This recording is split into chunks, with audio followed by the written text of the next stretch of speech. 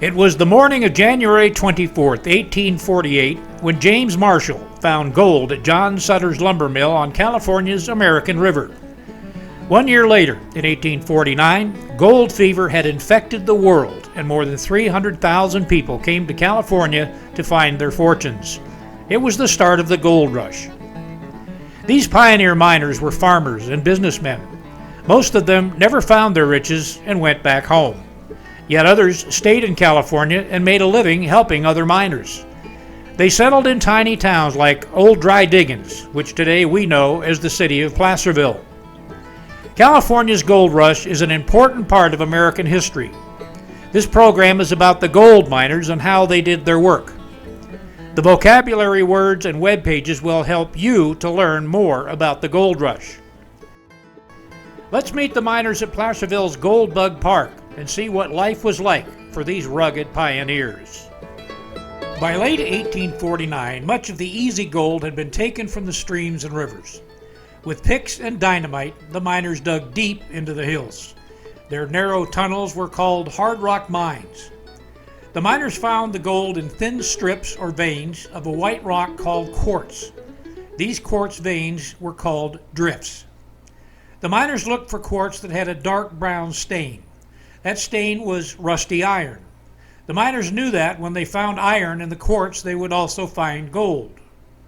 Digging a gold mine was very hard and very dangerous work. Let's put on our hard hats and check out the Gold Bug Mine. Welcome to Gold Bug Park, Placerville, California, the heart of the mother lode. I'm Duffy the miner, and I'll be teaching you all about hard rock mining. I will show you the parts of the mine. I'll give you a little history of this here mine. And then later on, if you're good, we'll play with some dynamite. Follow me.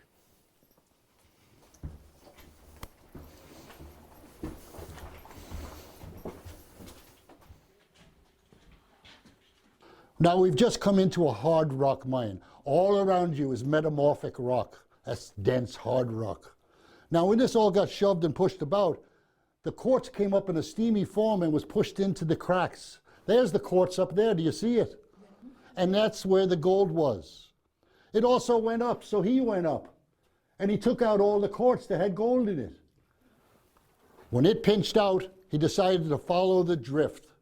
Go where the quartz is going. And that's what he did. He drifted. It goes north to south, south to north. That's where the mother lode lies, even in Mariposa County, all the way up to Plumas County. We will now go into the drift, and let's go see what he found. This is metamorphic rock, carbonaceous slate. Do you remember I was telling you it was in layers? Well, you can see the man has peeled the layers off to get to the quartz. Can you see the quartz up there? Yeah. But it's too white, isn't it? Yeah. The reason it's still there is there's no rust, right? What happens if you have no rust? There's no gold. And if there's no gold, there's no digging. So he drifted on, and so will we. We are now walking down the cross cut.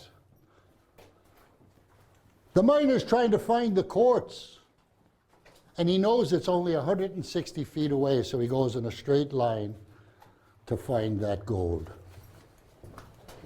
So now the miner has cut this cross cut because he's looking for quartz. Now we're going to put you miners to work. Do you see that down there? Yes. That's an ore cart. What is it? Ore cart. You're going to go down there and bring that ore cart to me. Go to work. Okay, miners, put your backs into it and bring that cart to me right here.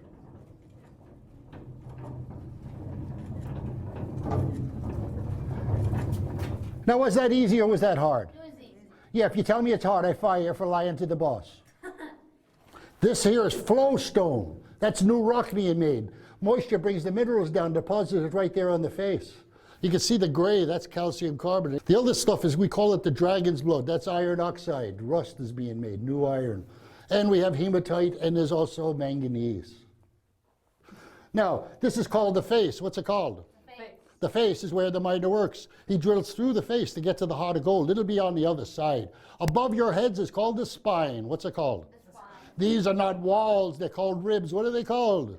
You see, the miners are very superstitious. They treat the mine like it's a living thing. You're in the belly of the beast. We're here to rip out his heart of gold. To do that, we have to blow his face off. We're going to use dynamite, and I'll teach you to play with it later, okay?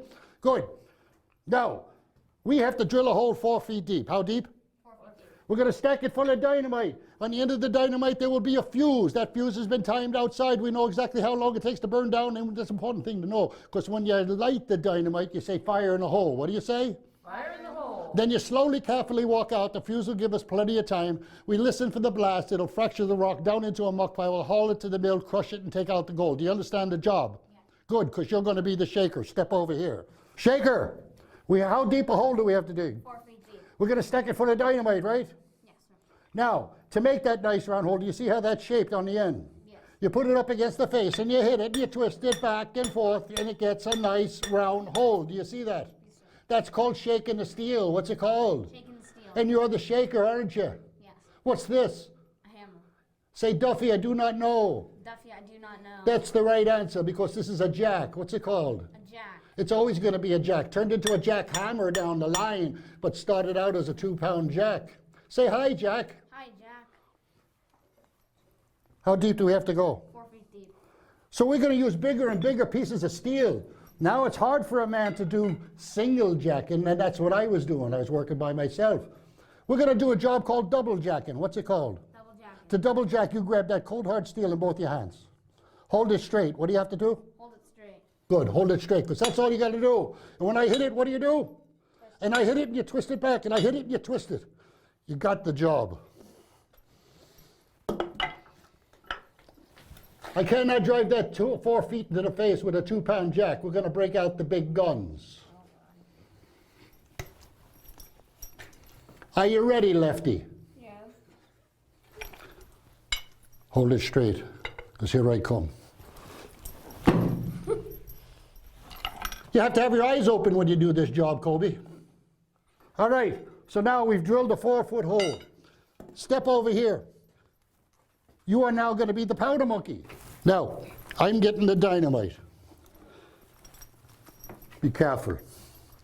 We put this in the hole. You take the end of that stick, and you put it up against the dynamite, and you shove it all the way to the back. Now I'm going to take a rag, or some mud or newspaper, it doesn't matter, as long as I pack that hole in tight. It'll hold the blast for a fraction of a second. All right, here we go. We're packing it in tight. Fire in the hole.